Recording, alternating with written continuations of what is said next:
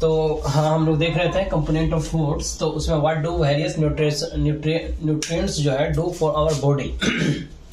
तो देखिए एक्चुअली में वाटर जो था ये भी एक न्यूट्रिएंट्स है, तो ये एक्चुअली हेल्प क्या करता है to observe nutrients from food and to out waste material as urine and sweet.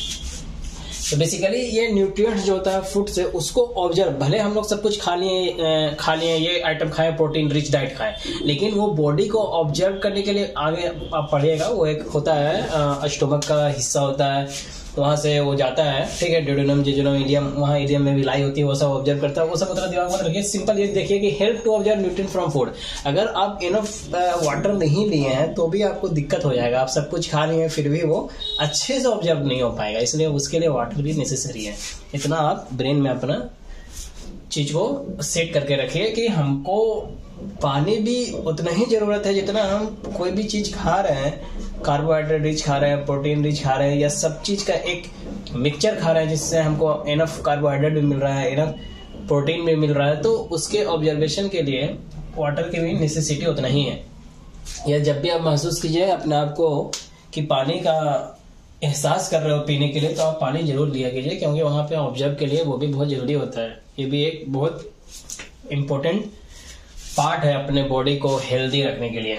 और ये क्या करता है, इससे जो भी वेस्ट मटेरियल आपका, तो एज ए यूरिन या फिर एज ए पसीना जो होता है, स्वीट जो होता है, उसके थ्रू बाहर निकालने में मदद करता है। तो वाटर इसके लिए भी हेल्पफुल है, ठीक है। तो क्या न्यूट्रिशन हमारे बॉडी के लिए क्यों जरूरत है, what do various nutrient do, क्या करता है, क्यों जरूरत है, तो इस सब चीज के लिए जरूरत है जो कि आपको आप बता दिए। अब वाटर ऐसा जरूरी नहीं कि वाटर मतलब सिर्फ वाटर है तो वाटर है। आप बहुत सी चीजें, जैसे फ्रूट है, लेमन है, वेजिटेबल है, तो जैसे फल खा रहे हैं, सब्जी खा रहे हैं, तो उसमें भी कुछ ना कुछ पानी रहता है। हमारा बॉडी ही 60 से 65% जो होता है वाटर का बना हुआ है।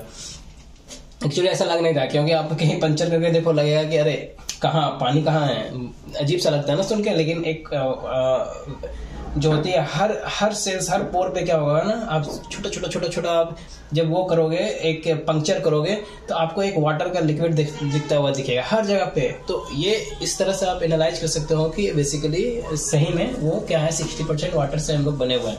हमारी बॉडी फुल्ली जो है 60% वाटर ही है। देखिए अब एक चीज होता है वैक्यूम जो होता है, वहाँ पंक्चर करोगे तो आप दिखेगा, वो सब उतना मत दिमाग लगाओ, सिंपल इतना ही देखो कि ये वाटर जो होता है वो बेसिकली हमारे न्यूट्रिएंट्स को, फूड में जो न्यूट्रिएंट्स है उसको ऑब्जर्व करने में मदद करता है। और वाटर जो वेस्ट मटेरियल जो होता है एज ए यूरिन और स्वेट निकालता है बाहर उसको। और जो भी है फ्रूट है, लेमन है, वेजिटेबल, तो उसमें भी कहीं ना कहीं वाटर है, कंटेंट है। अब देखिए बैलेंस डाइट की बात होता है, ठीक है। अभी सब टॉपिक है जो कंपोनेंट ऑफ फूड में थर्ड, वो है बैलेंस डाइट। तो बैलेंस डाइट लेना बहुत जरूरी है। अगर हमारा ग्रोथ और मेंटेनेंस ऑफ गुड हेल्थ चाहिए तो बैलेंस डाइट अगर नहीं रहेगा, हर चीज आप खा रहे हैं, कुछ ज्यादा खा रहे हैं, कुछ कम खा रहे हैं, कार्बोहाइड्रेट ज्यादा ले रहे हैं, प्रोटीन कम ले रहे हैं, फैट ज्यादा ले रहे हैं, अगर अनबैलेंस रहेगी चीजें तो फिर प्रॉब्लम क्रिएट होगी, ठीक है। राइट क्वांटिटीज बहुत जरूरी है, ठीक है। बैलेंस डाइट मतलब राइट क्वांटिटीज इसकी बहुत जरूरी है। और ये चीज जो है कैसे डिसाइड होगा, ये सब चीज जो होता है अकॉर्डिंग टू एज रिक्वायरमेंट, किसी और का कुछ और होगा, किसी का कुछ और होगा। अगर आप फिजिकल वर्क कर रहे हो तो वहां पे आपको ज्यादा खाने की जरूरत है।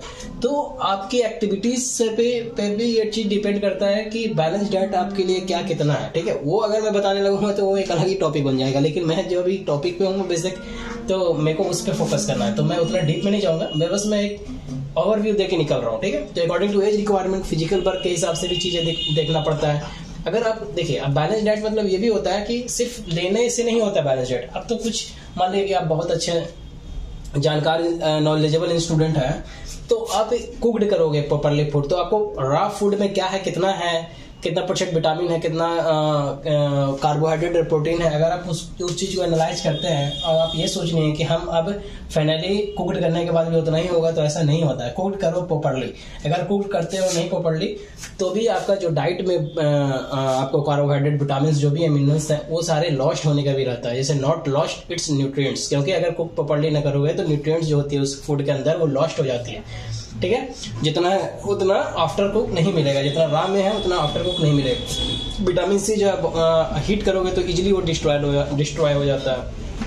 तो लो फ्लेम पे बनाना, ये सब ध्यान रखने की जरूरत है। या फिर आप ऐसा करो कि आप जब बना रहे हो खाना तो आपको महसूस हो रहा है, आप खाना जब मम्मी बना रही है, मतलब ऑब्वियस बात है, जो भी बनाते हैं आप भी बना सकते हैं, कोई इसमें बड़ी बात नहीं है। तो अगर आप बना रहे हैं तो आपको, आप अगर अच्छा जानकार हैं तो आपको महसूस होना, मालूम होना चाहिए कि हमको विटामिन सी, ऑब्वियस सी बात है कि हीट के बाद कम हो जाता है, तो विटामिन सी हम कहीं और से ले लें।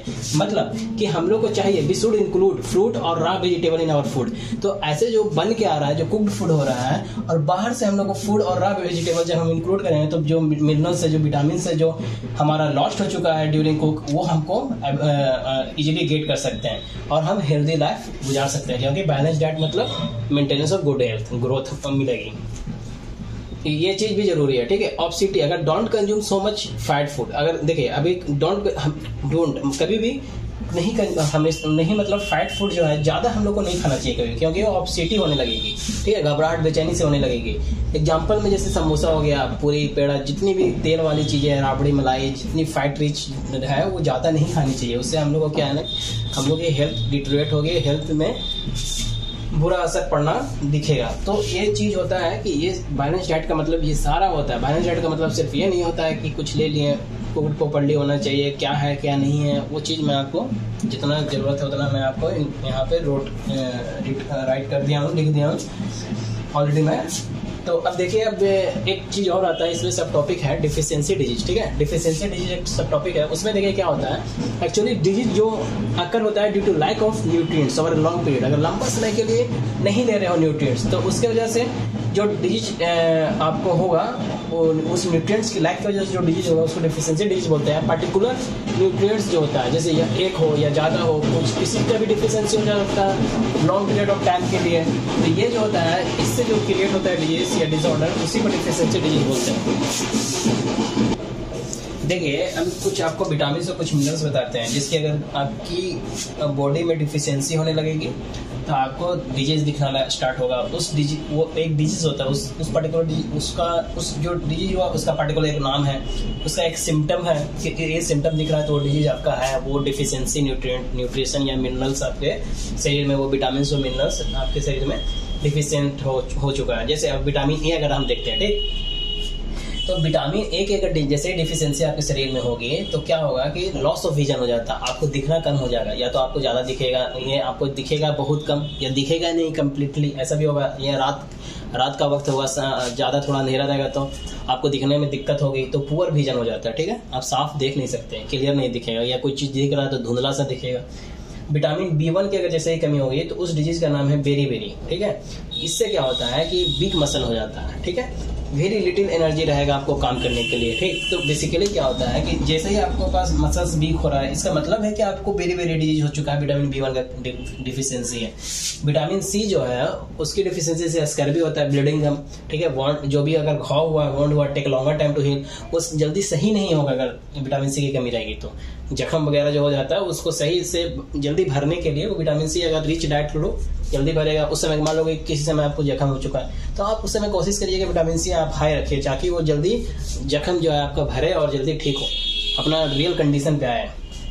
कैल्शियम जो है, विटामिन डी, अगर मान लो विटामिन डी की आपकी कमी हो जाती है तो रिकेट्स एक डिजीज का नाम है, विटामिन डी की डिफिशियंसी से जो डिजीज होती है उसको रिकेट्स बोलते हैं। वो बोन बिकम सॉफ्ट, उसमें बोन बड़ा सॉफ्ट हो जाता है, लचीला, मान लो ऐसे मोड़े हुए मुड़ जाएगा बोन, ठीक है। तो ये सारा प्रॉब्लम क्रिएट होगा अगर आपकी बॉडी में विटामिन और मिनरल्स की कमी होगी। जैसे अगर कैल्शियम होती है उसकी कमी से बोन और टूथ डिके देखने को मिलेगा। आयोडीन की कमी होगी तो उसको ग्वाइटर बोलते हैं, उस डिजीज को क्या बोलते हैं, ग्वाइटर बोलते हैं उस डिजीज को, आयोडीन की कमी की वजह से। और उसमें क्या होता है कि मेंटल डिसेबिलिटी हो जाती है चिल्ड्रन में। और बेसिकली आपको क्या होता है कि जो यहाँ वाले एरिया होता है ना, ग्लैंड्स जो होते हैं, नेक वाले एरिया में जो ग्लैंड्स होते हैं वो उसमें स्वेलन आ जाता है, ठीक है, फूल जाता है वो। आयरन जो होती है, आयरन अगर उसकी डिफिशियंसी आपकी बॉडी में है तो अनामिया नाम की रोग हो जाती है। उससे क्या होगा कि आपको वीकनेस लगेगी, ठीक है। बाकी अगर आयरन कैसे होता है, नहीं होता है, ये सब नहीं जानना है, वो आगे की क्लास में आपको बताऊंगा, जब आएगा वो तब बताऊंगा। हीमोग्लोबिन होता है, उसमें आरबीसी होती है, ठीक है, वो सब चीज़ अलग चीज़ है। आरबीसी के अंदर आयरन होता है तो वो कैसे कैरी करता है, ऑक्सीजन की जरूरत होता है, ये वो, तो वो सब चीज़ जहाँ पे जरूरत होगा वो वहाँ पे बताया जाएगा। अभी जानने की कोई जरूरत ही नहीं है आपको। आप क्लास 6 में कंपोनेंट ऑफ फूड पढ़ रहे हैं, कंपोनेंट ऑफ फूड में क्या सब टॉपिक है, उस सब टॉपिक में कितना जरूरत है, उस जरूरत के हिसाब से मैंने आपको बता दिया, ठीक है। तो ठीक है, फिर अगला क्लास 6 साइंस का जो भी होगा मैं लेके नेक्स्ट क्लास में आपको मिलते हैं फिर से, ठीक है, ओके।